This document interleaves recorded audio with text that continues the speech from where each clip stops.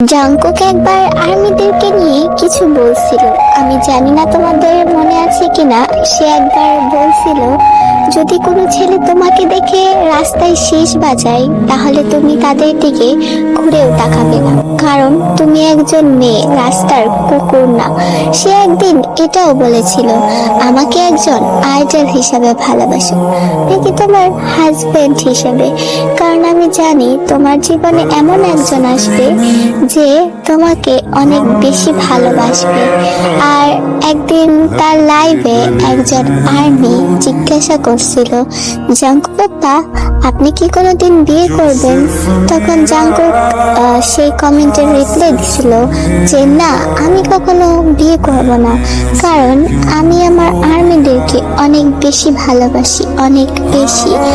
Armies are my everything, you no.